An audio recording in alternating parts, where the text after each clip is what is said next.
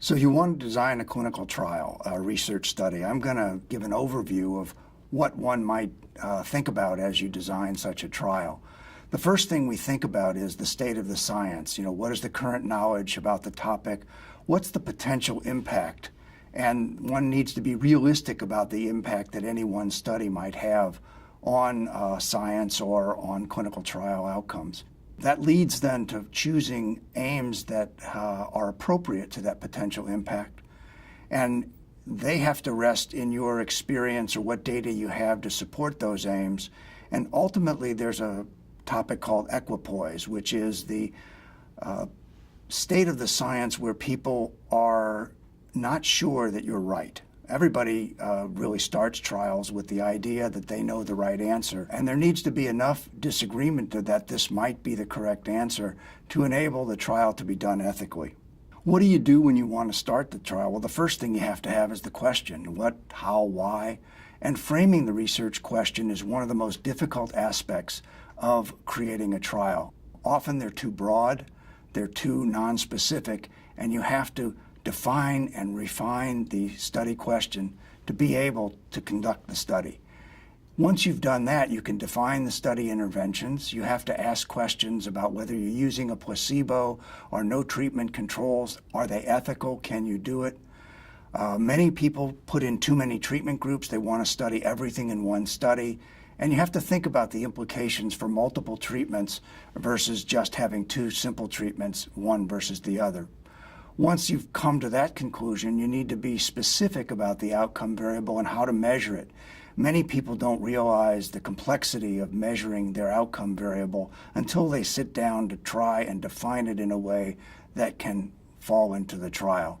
Ultimately, someone has to establish the public health or scientific significance of the study in terms of economics, quality of life, patient function, other clinical outcomes. That determines, though, of course, how one will judge what you're planning. If you have a study, you have to figure out to whom and how you're going to implement it.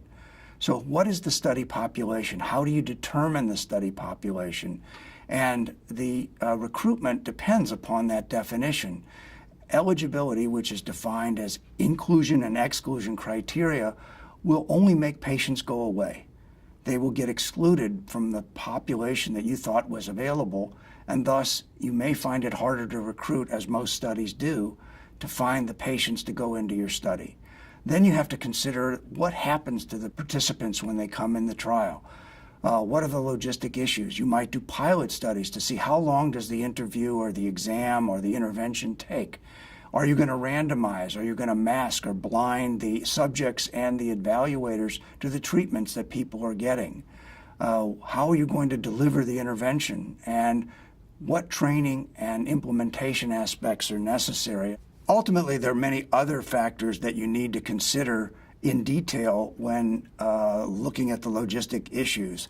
How much personnel do you need? Do you need special people to perform different tests and to provide different services to the participant? And how are you going to track them, follow them, etc.? Some issues that often are ignored and assumed, but not often done, are quality control and monitoring throughout the study.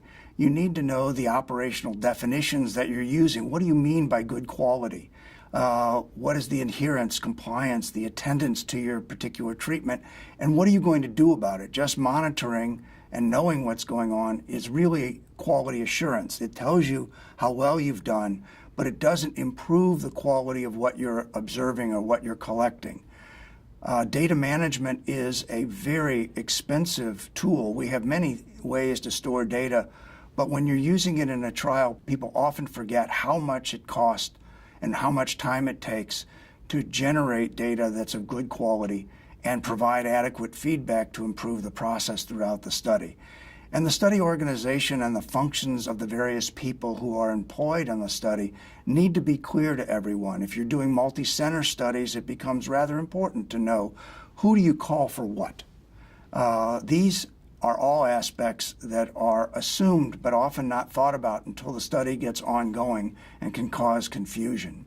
Ultimately, we have to trade off what we can do in humans that we do normally in animals or in laboratory experiments that we have to think about. That is, with humans, we have ethical issues, and we have the inherent need to inform them and obtain their consent for what's going on in the study.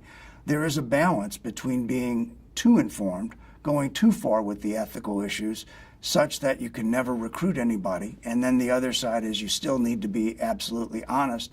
And that's why we have IRBs that sort of balance this from the investigator's perspective versus the participant's perspective. Everything won't go as well you have planned in a study. Preparing for what goes wrong is quite important. Damage control, common pitfalls, think about them. They're mostly content specific, so there's not a general rule for what these are, but they happen to many studies, and you can learn from other studies to anticipate what you're going to do if something particularly unfavorable happens in your study. We can talk about why critiques are so nasty when you submit a grant and they come back. The job of the reviewer is not to praise you and tell you that you're good. It's to improve the quality of the science that you're doing.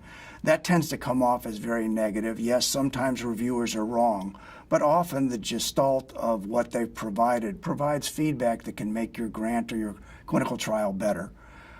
It bothers us more when we're on soft money because it extends the amount of time it takes for us to get funded. And studies often take 2, 3, 4 years to get funded, even in their initial phases. And that's hard when that's your sources of income. So overall, what I've tried to do today is give you a high-level view of what it takes to do a clinical trial with various components that are necessary to design and plan your trial as you go forward to seek funding. In the end, we hope that you can use some of these tools, which we will go into in greater detail in some subsequent interviews, that will give you results that you can publish them and be proud of what you have accomplished.